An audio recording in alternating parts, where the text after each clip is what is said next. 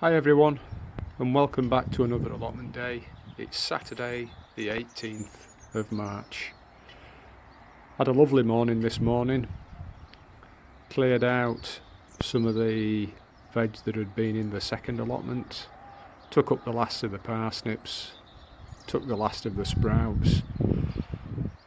Cleared the ground and chopped some of the field beans so that they can soften and get them into the ground in maybe a week or so. Just let them wilt. But this afternoon, as you can see, the ground's wet.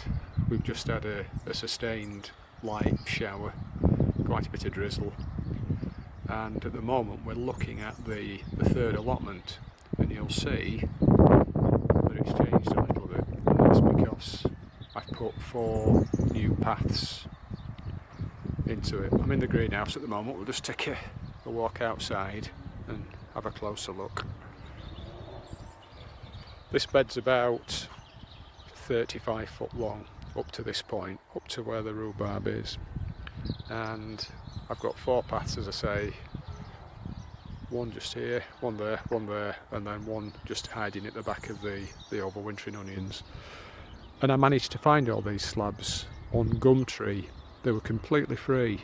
There were 51 or 52 slabs, I think it was, and they were about 25 mile away, so I had to go and pick them up in my van, and I had to make 2 trips as well, but it cost me probably 2 gallon of diesel, so that works out probably about £12. But if you look, the slabs are very, very substantial. The ones in the middle here, 3x2 slabs, and they're about 5 centimetres in depth. The other path there as well, and this path here, these are about 18-inch square, but they're about 6 centimetres deep. They're really, really heavy duty, and I couldn't believe my luck really, because the slabs were exactly what I needed. Just enough of this shape to do this path, the same with the paths in the middle, and just enough of this tile here to do a path up to the top there. These are lighter, they're about 3 centimetres deep and about 15-inch square. There were also these slabs as well, just enough of those to run down past the manure bay and the cold compost bay, and then across the bottom there you can see there are some more. And if I turn round slowly, I hope the wind's not bothering you because it is quite breezy. You can't quite see, but up over on the second allotment I had enough tiles to put a run there as well. So in one fell swoop I managed to put paths where they were needed. There were a few little areas that had not had any, in front of the manure bays, and they were always a bit sticky when it was wet. So now this bed is really good. I'm really chuffed with it, because previously it was really inaccessible during the winter and even into the early summer as well. It was so wet and mild last year that you couldn't really do very much on it. Whereas now we've got 3 really substantial beds, 9 foot wide, 20 foot long, and we'll be able to work the beds with a hoe from the paths from either side of the bed, and yeah, I think it looks really well. So I've been busy this last couple of weeks. When I bedded these slabs down as well, I took the manure and soil that was underneath the slabs and filled the last of the 4 large raised beds on the no-dig allotment. So I think I'm just about done now with paths. They were heavy as well, particularly the ones here in the middle, the 3x2s. You can see how deep they are, and I had to bring them down from up there. You can see on the horizon there in the middle of the shot, the telegraph pole there, that's where the site entrance is. It's a 200 metre walk down and the same back, and I had to do 16 trips with a barrow full of slabs. Two two of these big slabs in each barrow. There's a really heavy, because they must weigh about 80 pound each or something like that. So the plots are just about done now. I'll take a look now at some of the things that are growing, and you'll see at the top here that the rhubarb is absolutely romping away. At the back, I think there are 6 plants here, and they are a larger variety. I'm not certain which one it is.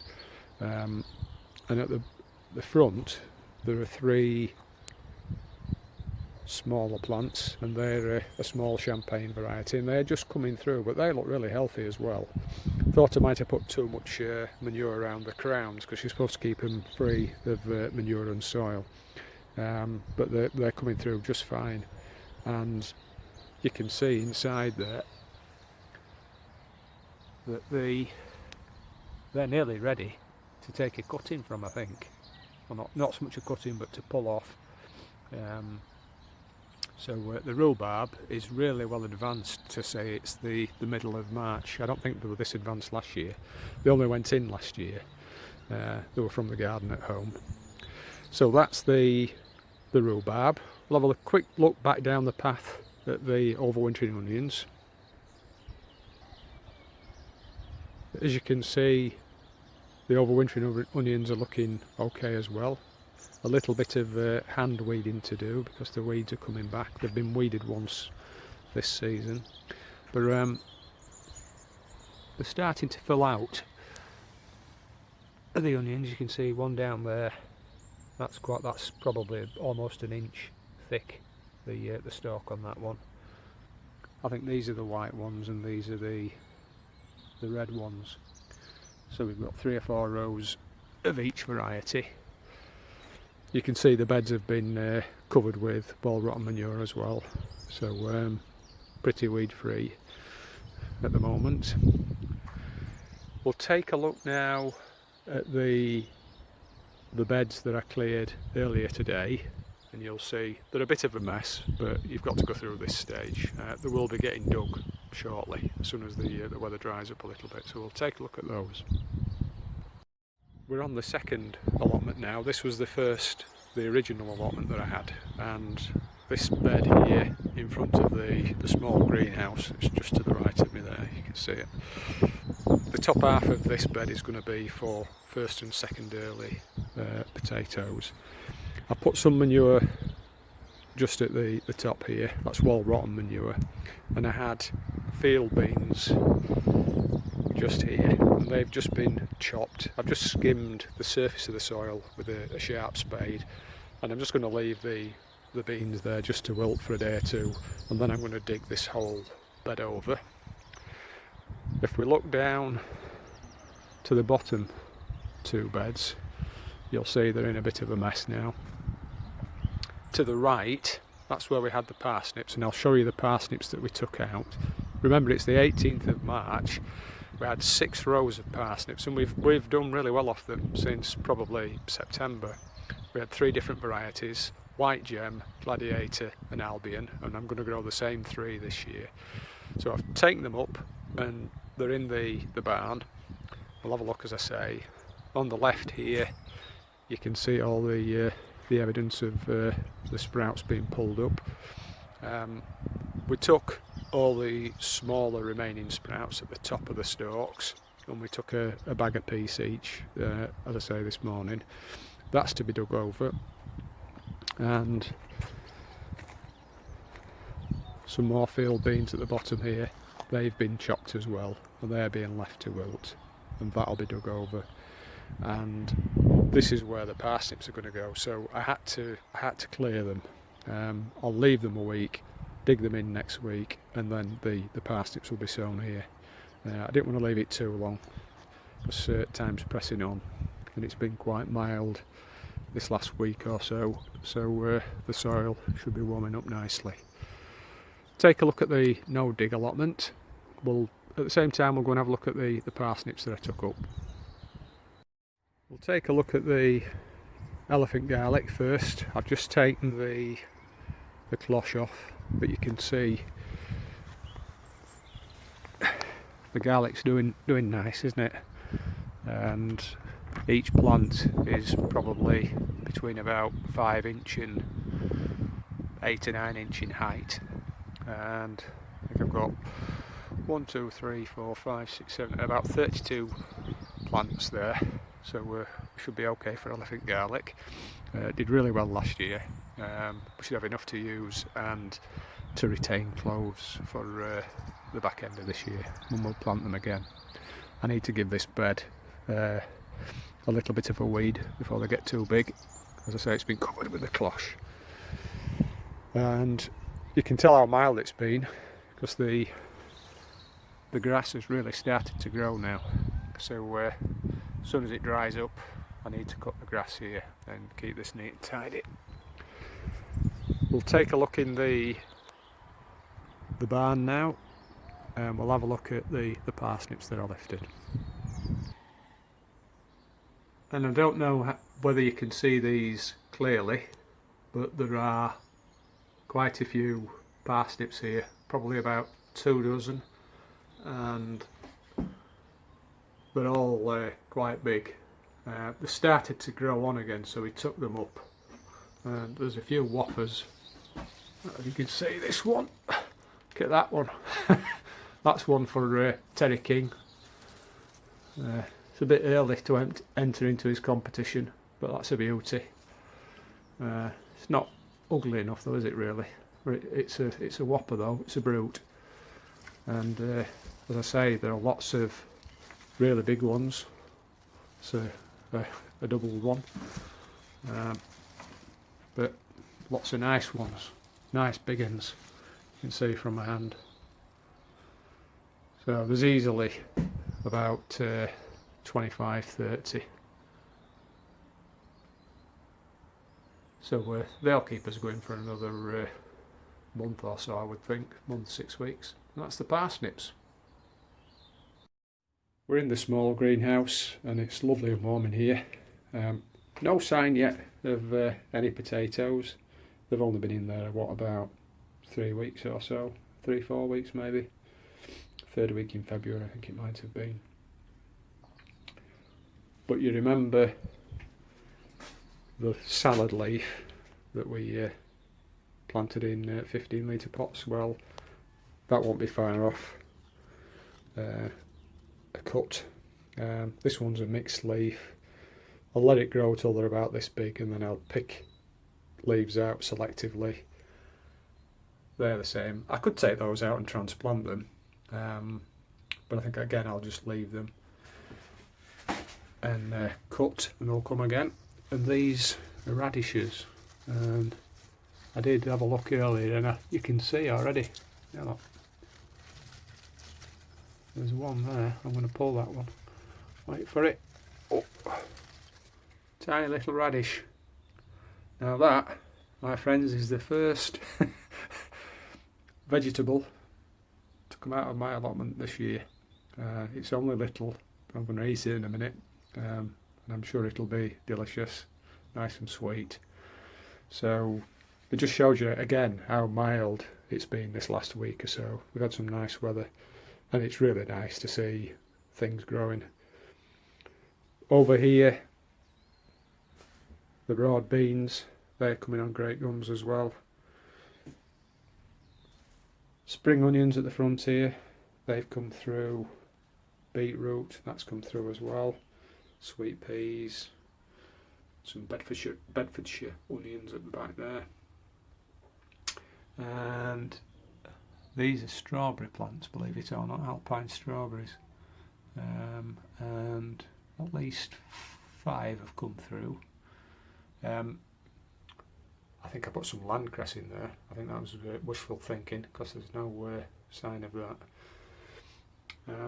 But things are growing, and I've got plans this weekend to sow quite a few other things as well. I'm going to make a start on the tomatoes, which you may see later on in this update. So that's the little greenhouse. We'll take a look in the big one now. Back in the big greenhouse, and it's still a bit of a mess in here. I did have plans to wash this one out at some point this last week, but I think this might have to wait until the start of May, just before I put my tomatoes in, I'll give it a good wash down with Jace fluid. But for the time being, I need to get it filled up with seedlings. It's 10 days ago now since I popped these onion sets into modules, but you can see they've burst into life. And these are the heat treated Red Baron sets. I've got 2 other lots of onion sets on order from the organic gardening catalogue, but they've told me they're not going to be probably out and delivered until the end of March, which is a bit of a pity, but one of them is a later variety. One's called Kerevel Pink, I think that's a French rosy pink onion set, and the other one is a heat treated white onion that's supposed to be resistant to mildew, because we had a problem last year with the neck rot. We had enough onions, but they didn't keep as well as they should have done. We had 14 days of sustained rain. They looked fantastic prior to the rain, and then they were all bleached, and turned them upside down, allowed them to dry, but the necks just continued to rot. So we don't want that to happen again. So as I say, these are the heat treated Red Baron, should be resistant to bolting. I'm going to leave them in here probably for another week or 10 days, and then they'll go out into the ground. Prefer to do it this way in modules rather than going straight into the ground. They have a bit of a head start. And last year the ones that went straight into the ground never really caught up. So they're the onion sets. Got quite a few things to sow. Priority for this afternoon is the shallot, the Zeebrun shallot. That's a banana shallot. That's one that Dan grows year in, year out on his Allotment Diary channel, and they'll be in the modules for probably 7 or 8 weeks, and then they'll get planted out as sets.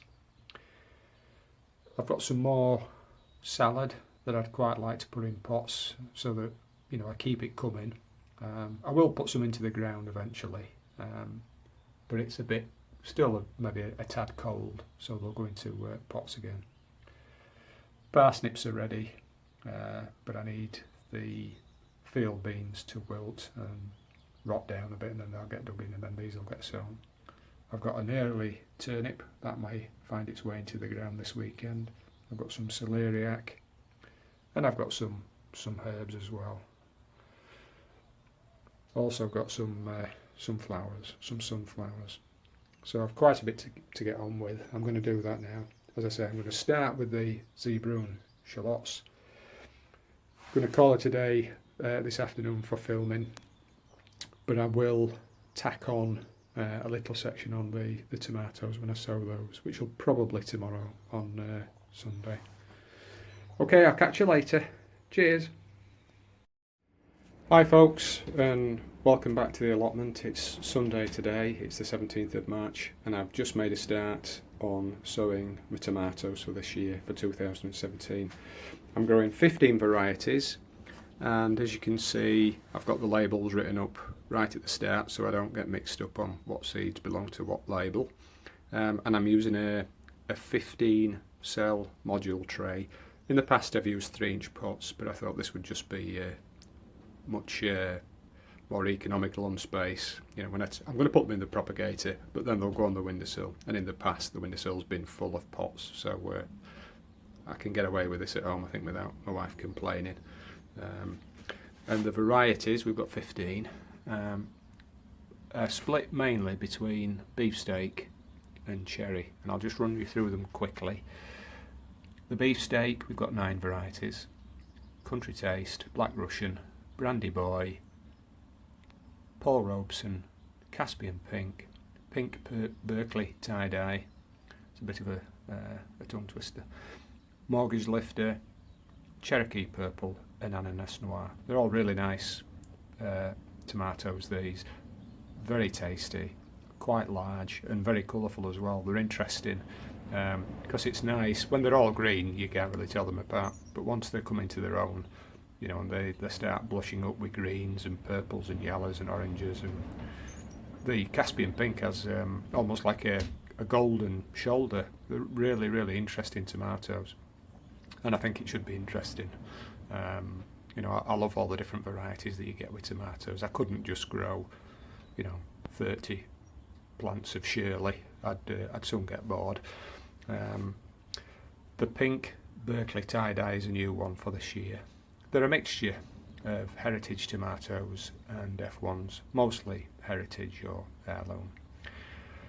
4 of them tasted really good last year, and they won prizes at the West Yorkshire Organic Group's annual show. The Brandy Boy got the best tomato exhibit in the show, and I got a trophy for that, so I'm growing that again.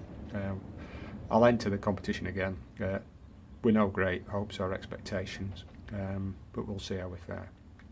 At the front we've got Sakura, Sungold, Black Opal, Red Pear and Green Grape. They're cherries, and the 2 at the front here, the Red Pear and the Green Grape, I'm growing those for other people, but the 3 at the back, they're my favourites. The Black Opal's a new one this year.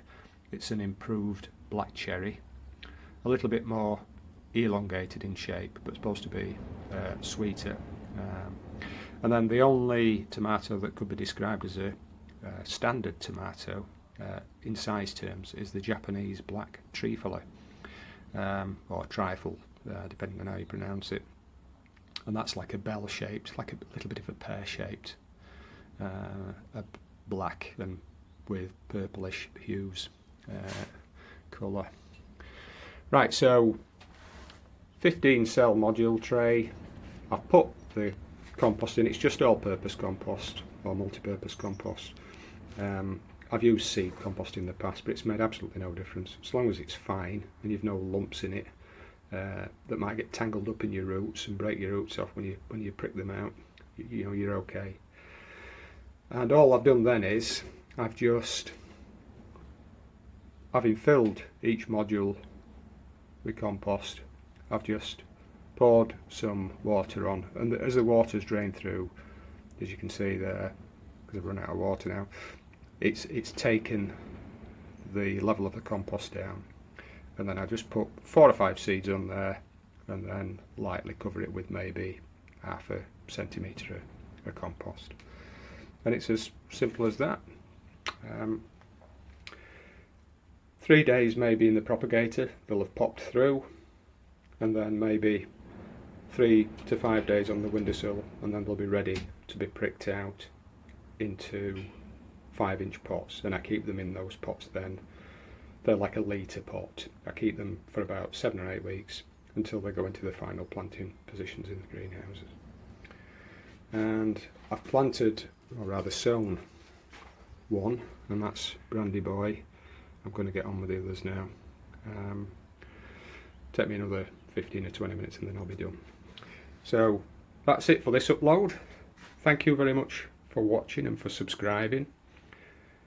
I noticed last night when I looked on my channel that I'd had 50,000 views, and I didn't realise that I'd had that many. I suspected I might have had maybe about 20,000 or something, but that's really nice to see. I'm not in it to win any prizes, it's just nice to share what I'm doing down here on the allotment. And I like other people's comments as well, even if they're disapproving. I don't mind as long as they're constructive. So once again, thanks very much for subscribing and for watching, and I hope to see you again soon. Have a great week, take care.